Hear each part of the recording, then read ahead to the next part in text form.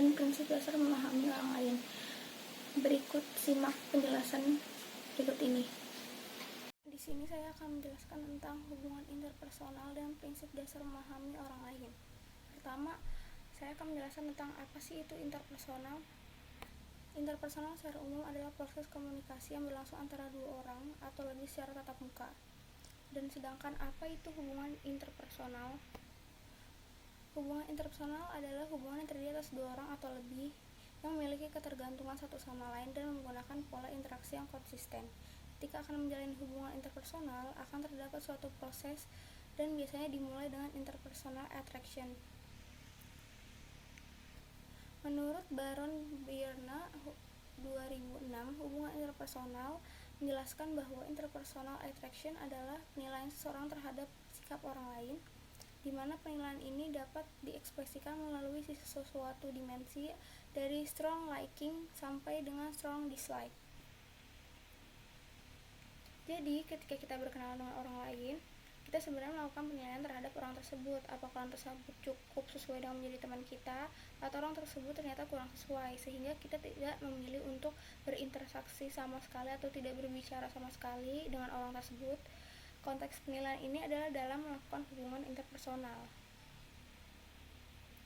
Menurut Deddy Mulyana, hubungan interpersonal ketika berkomunikasi kita tidak hanya menyampaikan isi pesan, tapi juga menentukan kadar hubungan interpersonal. Jadi bukan sekadar menentukan konten, melainkan juga relationship. Pertama, ciri-ciri hubungan interpersonal. Hubungan interpersonal memiliki beberapa ciri, yaitu pertama, arus pesan dua arah. Apa sih arus pesan dua arah? Artinya antara konselor dan konseling dalam posisi sejajar, tidak ada yang dianggap lebih menggurui. Arus pesan dua arah ini secara berkelanjutan adalah kontinu. Kedua, suasana informal, artinya pelaku atau konselor dan konseling dalam kondisi tidak kaku dengan posisi masing-masing, namun hubungan ini lebih bersifat pendekatan secara individu yang bersifat pertemanan dan kekeluargaan.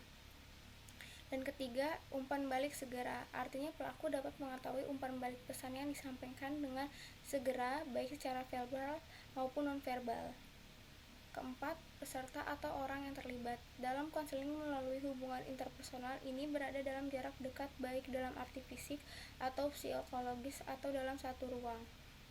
Yang kelima, orang yang terlibat dalam hubungan interpersonal ini mengirim dan menerima pesan secara spontan, baik secara verbal maupun non-verbal. Yang kedua, model-model hubungan interpersonal. Pertama, model pertukaran sosial. Model ini memandang pola hubungan interpersonal menyerupai transaksi dagang. Hubungan interpersonal berlangsung mengikuti kaidah transaksional, yaitu apakah seseorang memperoleh keuntungan atau malah merugi. Jika merasa memperoleh keuntungan, maka hubungan interpersonal berjalan mulus, tapi jika merasa rugi, maka hubungan itu akan terganggu. Yang kedua adalah model peranan. Teori ini mengatakan bahwa hubungan interpersonal akan berjalan harmonis mencapai kadar hubungan yang baik ditandai dengan adanya kebersamaan apabila setiap individu bertindak sesuai dengan ekspektasi peranan, tuntutan peranan, dan terhindar dari konflik peranan. Artinya, hubungan interpersonal berjalan baik apabila masing-masing individu memainkan peran sebagaimana yang diharapkan. Ketiga, model permainan. Model ini berasal dari psikiater Eric Barne dalam buku Games People Play. Dalam model ini, orang-orang berhubungan dalam bermacam-macam permainan. Mendasari permainan ini adalah 3 bagian kepribadian manusia, orang tua, anak, dan orang dewasa. Dalam hubungan interpersonal kita menampilkan salah satu aspek kepribadian tersebut, dan orang lain membalasnya dengan salah satu aspek tersebut juga. Keempat, model interaksional. Model interaksional dalam hubungan interpersonal merupakan suatu interaksi masing-masing orang ketika berinteraksi. Pasti sudah memiliki tujuan, harapan, kepentingan, perasaan suka atau benci, dan sebagainya, yang semuanya itu merupakan input. Selanjutnya, input menjadi komponen penggerak yang akan memberi warna dan situasi tertentu terhadap proses hubungan interpersonal. Output dari proses hubungan interpersonal telah memperoleh pengalaman, kesenangan, dan sebagainya. Dan materi selanjutnya adalah prinsip dasar memahami orang lain. Bagaimana sih dasar-dasar memahami orang lain secara benar? Pertama, perhatikan gerak tubuhnya.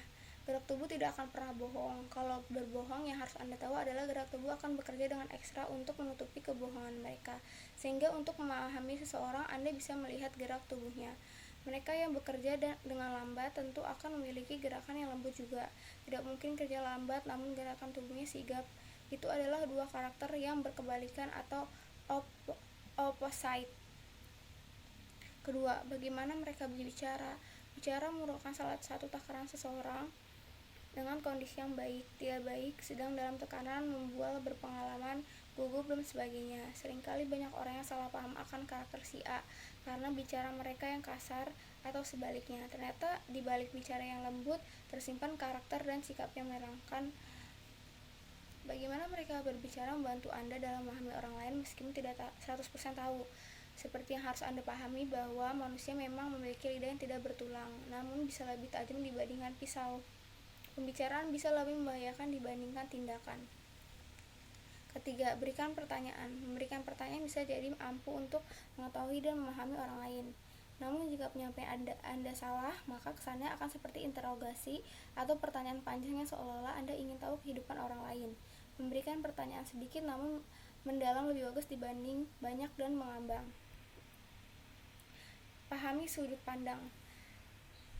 Setiap orang memiliki sudut pandang yang berbeda, layaknya berdiri di sebuah gedung. Biasanya gedung ini yang berbeda setiap orang. Mereka yang berdiri di gedung dan tingkatan rendah jelas tidak bisa melihat seluas yang berada di gedung dengan tingkatan yang tinggi. Untuk bisa memahami orang lain, Anda harus berpikiran sama atau berada di sudut pandang yang sama. Sekadar memahami bukan masalah, yang penting Anda tidak perlu terbawa sudut pandang tersebut, apalagi jika hal tersebut termasuk buruk untuk Anda. Yang kelima, lemparkan sebuah isu atau masalah. Masalah bisa menjadi cara seseorang untuk menilai orang lain. Masalah menekan banyak hal termasuk pikiran seseorang, seberapa jernih dan bagaimana mereka menanggapi dan menemukan solusi dari sebuah masalah. Bisa jadi bantuan besar untuk Anda memahami orang tersebut. Keenam, ajak bercanda. Sebuah candaan terkadang menjadi masalah jika Anda tidak dalam level yang sama. Maksudnya, setiap orang memiliki karakter pandangan yang berbeda. Anda bisa menilai seorang dari bercandanya. Ada yang kaku sehingga mereka tidak suka canda, ada yang senang mengobrol dan bercanda dengan sikap yang cuek dan membawa segala hal sebagai sesuatu yang biasa saja. Ketujuh, fokus akan satu hal. Fokus pada satu hal membantu Anda memahami orang lain. Anda berbicara mengenai politik dan mengorek berbagai pandangan yang mereka bicarakan, maka setidaknya Anda memahami cara mereka berpolitik selama ini. 8.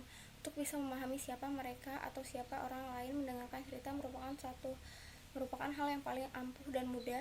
Dengan cerita kita akan tahu apa saja yang mereka putuskan, apa yang mereka alami, bagaimana mereka menghadapi, dan bagaimana mereka mempercayai kita untuk mendengarkan cerita mereka. Semua bisa menjadi sebuah kesimpulan untuk memahami karakter seseorang. Dengan diharapkan lebih mudah untuk memahami orang lain. Memang sulit dipahami seutuhnya, namun saling mengerti dan menghormati akan membawa keadaan lebih baik. Terima kasih sudah mendengarkan penjelasan tentang hubungan interpersonal dan prinsip dasar memahami orang lain. Mohon maaf jika ada kekurangan. Wassalamualaikum warahmatullahi wabarakatuh. Peace.